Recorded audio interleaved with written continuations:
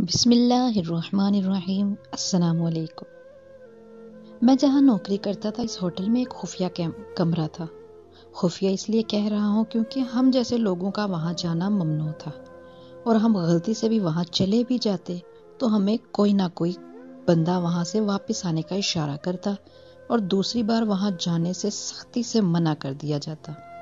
اس بات سے ہمیں کوئی اعتراض نہیں تھا کہ ہمارا کام تو ہوٹل میں ڈیوٹی دینا تھا، مگر پھر بھی ایک تجسس سا انسان کے ذہن میں ابھرتا ہے۔ آج بھی معمول کے مطابق میں نے دیکھا کہ مخصوص ویٹر افضل اسی کمرے کی طرف جا رہا ہے۔ میرا دل کیا کہ میں بھی اس کا پیچھا کروں، اس کے ساتھ جاؤں، جا کر دیکھوں کہ آخر اس کمرے میں ایسا کیا ہے کہ وہاں پر عام ویٹرز کا جانا منع ہے۔ یہی سوچ کر میں افضل کے پیچھے ہو لیا۔ وہ راہداری کی طرف اسی کمرے کا رخ کیے آگے بڑھ رہا تھا۔ میں اس کے پیچھے پیچھے اس کے قدم پر قدم رکھتا چلتا گیا۔ تبھی اس نے پیچھے مڑ کر مجھے دیکھا اور سخت نظروں سے گھور کر بولا، اپنی جان کے دشمن کیوں بنے ہو؟ اس کمرے میں صرف مخصوص لوگوں کو جانے کی اجازت ہے۔ خدا کے لیے یہاں سے چلے جاؤ، ورنہ مجھ پر بھی الزام آئے گا کہ میں تمہیں اپنے ساتھ وہاں لے کر جا رہا تھا۔ اس کی بات سن کر میں شرمندہ ہو گیا۔ ویسے بھی میرا اس کمرے سے کوئی تعلق بنتا نہیں تھا۔ میں واپس آ گیا، ویٹر کاؤنٹر پر بیٹھ گیا۔ میں یہی سوچ رہا تھا کہ آخر اس کمرے میں ایسا کیا ہے۔ تبھی باہر آ کر ایک خوبصورت کالی سی کار رکی۔ میری نظر کار کی جانب ٹک گئی کیونکہ یہ کار بے پناہ خوبصورت تھی۔ کار کا دروازہ کھلا اور ایک لڑکی بڑی شان سے چلتی ہوئی ہوٹل کے اندر داخل ہو گئی۔ میں لڑکی کی خوبصورتی دیکھ کر دم بہت رہ گیا۔ وہ انتہائی خوبصورت لڑکی تھی۔ اس کے چہرے پر کوئی داغ نہ تھا، مانو وہ بے داغ چاند تھی۔ میں اس پر نظر جمائے بیٹھا ہی تھا کہ ایک گاہک کا آرڈر آ گیا۔ میں آرڈر لینے لگا، تبھی وہ لڑکی اسی کمرے کی جانب جاتی دکھائی دی۔ میرا دل بجھ سا گیا۔ پاس بیٹھے ساتھی بلال سے میں نے کان میں سرگوشی کی کہ اندازے میں کہاں بلال، یہ لڑکی اس کمرے کی طرف جا رہی ہے جہاں ہمارا جانا منع ہے۔ تم کیا کہتے ہو کہ یہ لڑکی یہاں کیوں آئی ہے؟ میری بات سن کر بلال سوچ میں پڑ گیا۔ یار، تم آج کل کی لڑکیوں کو جانتے نہیں ہو، اپنے پیسے اور مطلب کی خاطر کچھ بھی کرنے کو تیار ہو جاتی ہیں۔ یہ لڑکی بھی انہی لڑکیوں میں سے ایک ہوگی۔ ویسے بھی تم نے اس لڑکی کو پہلی بار دیکھا ہوگا، لیکن میں ہر روز اسی کمرے میں ایک لڑکی کو جاتی دیکھتا ہوں۔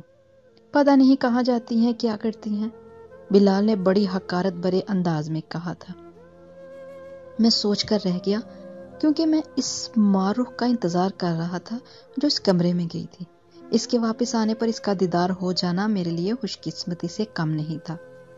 تبھی میں نے اسی دن اوور نائٹ ڈیوٹی بھی کر لی۔ میں چاہتا تھا کہ کسی طرح اس ماہ رخ کا حسین چہرہ دیکھنے کو مل جائے، مگر دن سے شام، شام سے رات ہو گئی، مگر وہ لڑکی دوبارہ نظر نہیں آئی۔ ماہ رخ میرے لیے حسین خواب سے کم نہیں تھی۔ تب بھی اس کا انتظار کرنے لگا، مگر اس نے نہیں آنا تھا، نہ آئی، یہاں تک کہ دن سے شام اور شام سے رات ہو گئی۔ میرے ساتھی بلال کو بھی میرے دل کی کیفیت کا اندازہ ہو گیا تھا۔ کہنے لگا، میں جانتا ہوں تم اسی لڑکی کا انتظار کر رہے تھے، مگر تم کیا یہ بھی جانتے ہو کہ وہاں جو لڑکی ایک بار چلی جائے اس کمرے سے واپس نہیں آتی؟ اس کا انتظار کرنا بیکار ہے۔ بلال کی بات سن کر میں مایوس ہو گیا، مگر میرے دل میں ایک امید سی تھی کہ وہ مجھے ایک دن ضرور ملے گی۔ میں سوچنے لگا شاید وہ دوسرے دروازے سے کہیں چلی گئی ہو اور کل دوبارہ اپنے کس کام سے واپس آ جائے۔ ہمارے علاقے میں زیادہ تر لوگ گھومنے پھرنے آتے تھے، جن میں زیادہ تر غیر ملکی جوڑے بھی شامل ہوتے تھے۔ ہم لوگ ان کی خدمت پر مامور ہوتے۔ تبھی میں کل کا انتظار کرنے لگا، شاید وہ کوئی غیر ملکی حسینہ ہو۔ یہی سوچ کر میری امید بڑھ گئی تھی۔ ٹھیک اسی وقت یعنی کہ دن کے 12 بجے ایک کالی کار آ کر ہوٹل کے مین دروازے کے آگے رک گئی۔ میری تو خوشی کی انتہا نہ رہی کیونکہ اس کار میں سے اسی قد کاٹ کی ایک لڑکی نکلی تھی۔ میں سمجھ گیا کہ یہ ماہ رخ ہے، مگر یہ کیا؟ اس نے تو اپنا چہرہ ڈھانپ رکھا تھا۔ وہ کالے برقعے میں ملبوس تھی اور اس نے سر پر بھی کچھ کپڑا پہنا رکھا تھا جس کے باعث میں اس کا چہرہ نہیں دیکھ، مگر دل میں یہی خوشی بہت تھی کہ ماہ رخ کہیں گئی نہیں۔ بلکہ اسی ہوٹل میں دوبارہ آئی ہے۔ میں نے بلال کو بھی اس طرف توجہ کرنے کا کہا۔ وہ کہنے لگا کہ تمہیں غلط فہمی ہوئی ہے، یہ کوئی اور لڑکی بھی ہو سکتی ہے، اس نے تو اپنا چہرہ بھی ڈھانپ رکھا ہے، اور تم اس علاقے میں آنے والی لڑکیوں پر اپنا دل مت لے آنا، یہاں تو آوارہ اور عیاش لڑکیاں آتی ہیں، تم تو ایک شریف گھرانے کے لڑکے ہو۔ بلال کی بات میرا دل کاٹ کر رہ گیا، مگر وہ صحیح کہتا تھا۔ بھلا ایک ہوٹل کے کمرے میں ایک اکیلی لڑکی کا کیا کام؟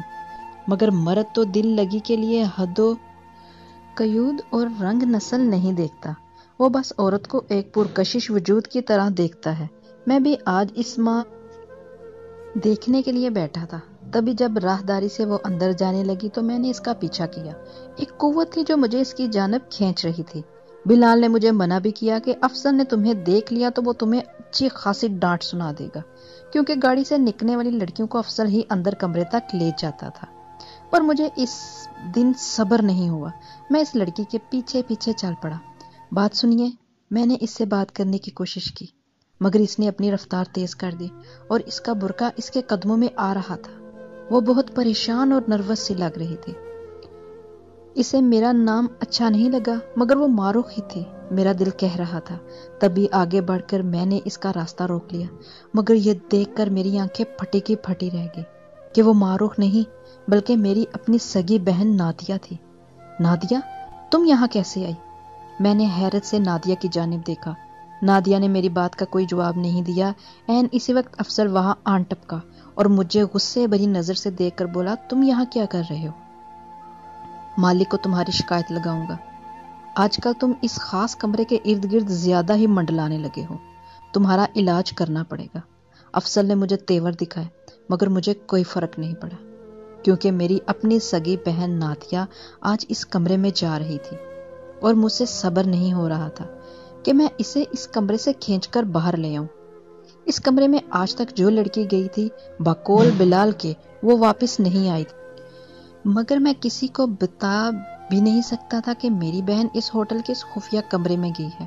آخر کو میری عزت کا سوال تھا، میں کسی سے مدد بھی نہیں مانگ سکتا تھا۔ افسر کی بات پر سر جھکا کر وہاں سے چلا آیا، کیونکہ اس وقت سیکیورٹی گارڈ بھی وہاں کھڑا تھا اور وہ مجھے دیکھ رہا۔ ہوٹل کی اتنی بڑی مینجمنٹ سے پنگا لینا میرے بس کی بات نہیں تھی۔ میں خاموش ہو کر کاؤنٹر پر واپس بلال کے پاس آ کر بیٹھ گیا۔ ہو گیا دیدار بھابی کا؟ وہ مجھ سے شوخی لہجے میں پوچھنے لگا۔ میرے پاس کوئی جواب نہیں تھا۔ نہیں یار، ایک بہت بڑا مسئلہ ہو گیا۔ میں نے بلال کو ساری کہانی بتانے کا فیصلہ کیا، کیونکہ بلال کو بتائے بغیر چارہ بھی نہیں تھا، اور اسے بتائے بغیر اعتماد میں لیے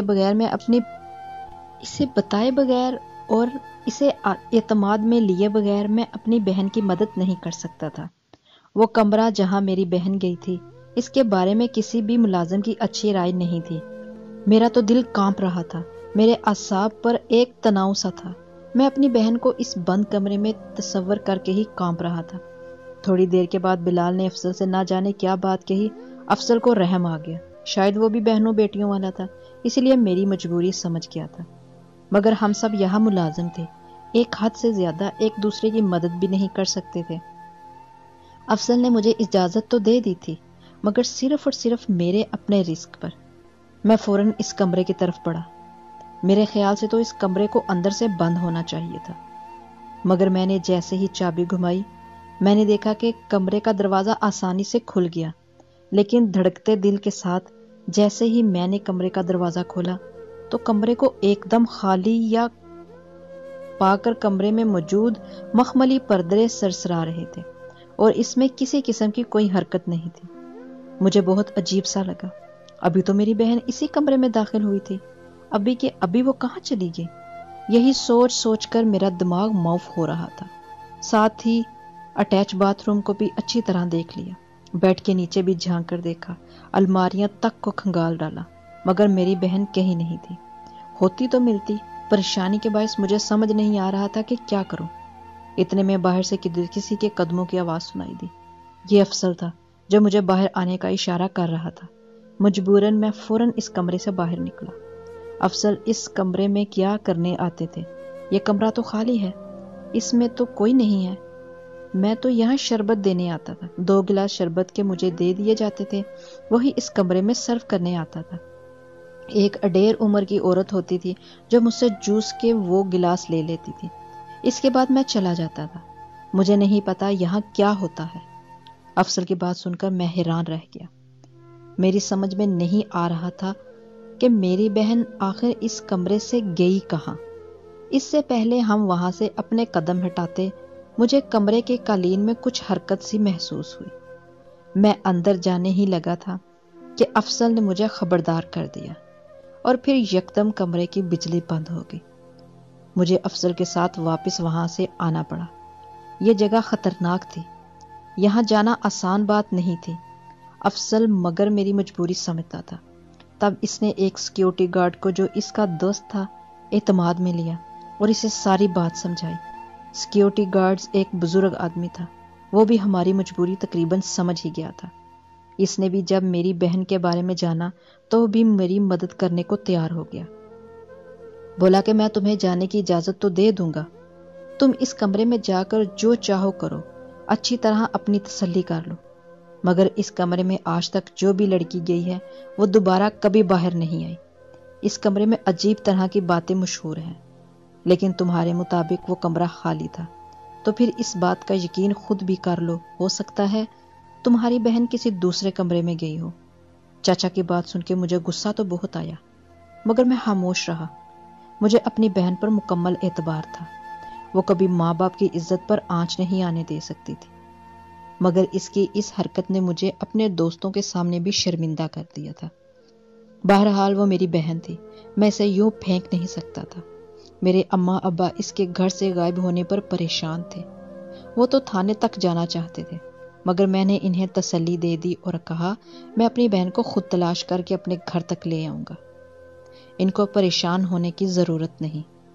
ابا کو کچھ میں نے سمجھا بھی دیا تھا کہ میرے ہوٹل میں ایسے لوگ ہیں جو میری مدد کر سکتے ہیں، لیکن ماں باپ کہاں چین سے بیٹھنے والے تھے۔ بہرحال افضل کے دوست کی مدد سے میں اس دروازے تک پہنچنے پر دوبارہ کامیاب ہو گیا جس سے میری بہن اندر گئی تھی۔ مجھے یقین تھا کہ اس قالین کے نیچے ضرور کوئی چیز ہوگی جس میں میری بہن کی گمشدگی کا راز چھپا ہے۔ میں اللہ کا نام لے کر مسجد میں ہزاروں ڈھیروں دعائیں کرنے کے بعد یہاں تک پہنچا تھا، اور پھر میں نے کمرے کا اچھی طرح جائزہ لینے کے بعد کمرے میں پڑا موٹا قالین ایک طرف سرکایا۔ میں نے دیکھا درمیان میں بڑے قالین پر ایک ٹکڑا تھا جسے آسانی سے اٹھایا جا سکتا تھا۔ ٹکڑا ہٹانے کے بعد اندر بنے ایک لوہے کے دروازے کا مجھ پر انکشاف ہوا، تو میں نے اسے اپنے دونوں ہاتھوں سے احتیاطاً اٹھا کر دوسری طرف رکھا اور پھر نیچے بنی سیڑھیوں پر قدم رکھ دیا۔ میں جان گیا تھا کہ ہوٹل کے اس کمرے میں کسی تہہ خانے کا راستہ ہے۔ میں نے جلدی سے اس تہہ خانے میں اترنے کا فیصلہ کیا، کیونکہ میں جلد از جلد حقیقت تک پہنچنا چاہتا تھا، اور پھر اندر جاتے ہی مجھ پر جس حقیقت کا انکشاف ہوا اس نے تو میرے ہوش اڑا دیے۔ اندر ایک پورا جہان آباد تھا، جسے اگر میں کسی محل کا حرم کہوں تو غلط نہیں ہوگا۔ ہر طرف خوبصورت باتھ روم بنے ہوئے تھے اور ٹائلوں کی ایسی چمک تھی کہ میری آنکھیں حیران رہ گئی۔ لگتا تھا کہ یہاں پر موجود کسی ایک ہی دنیا کے باسی ہیں۔ ہر طرف خوبصورتی ہی خوبصورتی تھی۔ پول کے پاس بیٹھی لڑکیاں بے حد حسین لگ رہی تھی۔ لڑکیوں کی تعداد کوئی 10-12 کے قریب ہوگی، جبکہ بلال کے مطابق یہاں تو 50 لڑکیاں آ کر ہوٹل کے کمرے سے غائب ہوئی تھی۔ مجھے اپنی بہن کو ڈھونڈنا تھا، مگر ابھی بھی حیران پریشان کھڑا اس سب کا جائزہ لے ہی رہا تھا کہ مجھے اپنے پیچھے کسی کی موجودگی کا احساس ہوا، اور اس سے پہلے کہ میں پیچھے مڑ کر دیکھتا کسی نے میرے سر پر دباؤ ڈالا، کوئی چیز میرے سر پر دے ماری، اور پھر میرا ذہن تاریکیوں میں ڈوبتا چلا گیا۔ جب میری آنکھ کھلی تو کئی گھنٹے گزر چکے تھے، مگر میری خوش قسمتی کہ میں نے اپنے سامنے اسی سیکیورٹی گارڈ کو پایا جس سے کچھ دیر پہلے میری ملاقات ہوئی تھی۔ میں نے اس سے پوچھا کہ میں کہاں ہوں۔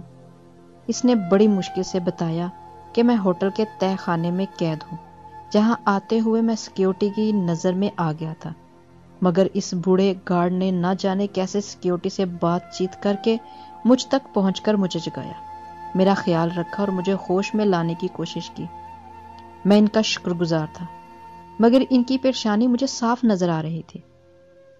بیٹا جلدی کرو، تمہیں یہاں سے جلد از جلد نکلنا ہوگا، کیونکہ میں یہاں پر بہت ہی زیادہ خطرہ مول لے کر آیا ہوں۔ نہ صرف میری جان بلکہ میری نوکری کو بھی خطرہ ہے۔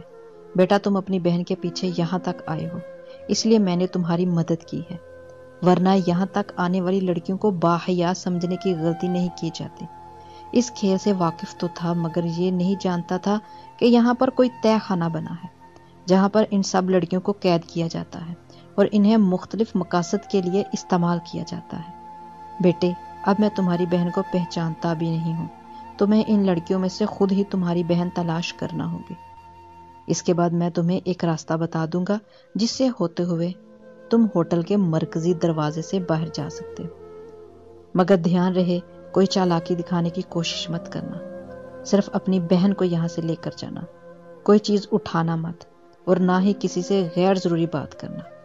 میں تمہارے لیے سب انتظامات کر دوں گا، جلدی سے جا کر اپنی بہن کو پہچانو۔ میں بوڑھے بابا کی بات سنتے ہی فوراً وہاں سے اٹھا اور اٹھ کر دوسرے کمرے میں آ گیا جو کھلے حال جیسا تھا۔ وہاں پر موجود لڑکیاں نیم عریاں لباس میں بیٹھی تھی، اسی مارخ پر پڑی جو معصوم سی صورت بنائی ان سب لڑکیوں میں ممتاز نظر آ رہی تھی، مگر مجھے جلدی سے اپنی بہن کو تلاش کرنا تھا، مگر مجھے اس کی ضرورت نہیں پڑی۔ میری بہن کے ہی اندر والے کمرے سے بھاگتی ہوئی آ کر زور سے مجھ سے لپٹی اور رونے لگی۔ بہن کے سر پر چادر نہ دیکھ کر میرا سر شرم سے جھک گیا، مگر بنا کسی بات چیت کے میں اسے وہاں سے باہر لے آیا۔ بوڑھے گارڈ کے بتائے ہوئے راستے پر عمل کرتے ہوئے میں ہوٹل کے مرکزی دروازے تک آ گیا۔ اس معروف کا خیال مجھے ستا رہا تھا، میں اسے بھی اس جہنم سے نکالنا چاہتا تھا۔ سچ پوچھئے تو میری پہلی نظر اس پر پڑی تھی، مگر مجھے اپنی بہن کی عزت عزیز تھی۔ میں اپنی بہن کو وہاں سے باہر بحفاظت لے آیا۔ بہن مجھ سے معافیا مانگنے لگی، میں نے اس کی کسی بات کی کوئی پرواہ نہ کی اور گاڑی میں بٹھا کر گھر لے آیا۔ گھر آ کر میں نے اسے گاڑی سے گھسیٹتے ہوئے باہر نکالا، اماں ابا کے سامنے کسی مجرم کی طرح پیش کیا۔ وہ بھی خوف کے مارے کانپ رہی تھی۔ اس نے بتایا کہ وہ وہاں کسی سے ملنے نہیں بلکہ ایک نوکری کی تلاش میں گئی تھی، جس کے بارے میں بتایا جا رہا تھا کہ تنخواہ بہت ہی معقول ہے۔ وہ میری مدد کرنا چاہتی تھی، میرا بوجھ بٹانا چاہتی تھی، اس لیے اس نے یہ انتہائی قدم لیا۔ وہ جانتی تھی کہ میں اس ہوٹل میں پہلے سے ملازمت کرتا ہوں، اسی لیے اسے یہاں کے لوگوں پر اعتبار بھی تھا، کیونکہ میں گھر میں اپنے باس اور مینجمنٹ کی ہمیشہ تعریف کیا کرتا تھا۔ مگر میری بہن کو شاید زمانے کا علم نہیں تھا کہ ہر اچھا نظر آنے والا انسان اندر سے اچھا نہیں ہوتا، اس کے کئی رنگ روپ ہو سکتے ہیں۔ ہم سب شکر گزار تھے کہ میری بہن ایک بڑے حادثے کا شکار ہونے سے بچ گئی۔ میں نے بلال اور افسر اور سیکیورٹی گارڈ سے دوبارہ بات کی کہ اس خفیہ تہہ خانے کو پولیس کی مدد سے ان گناہوں اور برائیوں کا اڈا بننے سے روکا جائے جو نہ نکلنے والے دلدل کی طرف ہوتی ہیں، مگر مجھ سے یہی کہہ کر خاموش کروا دیا جاتا کہ اس ملک کا انصاف بھی بکا ہوا ہے، اگر تم یہ کوشش کرو گے تو اپنی بھی جان سے جاؤ گے۔ سوچو، جو ہوا سو ہوا، اسے بھول جاؤ۔ مگر میں آج تک اس معروف کا چہرہ بھلا نہیں سکا جسے میں نے پہلے دن اس ہوٹل کے دروازے سے اندر آتا دیکھا تھا۔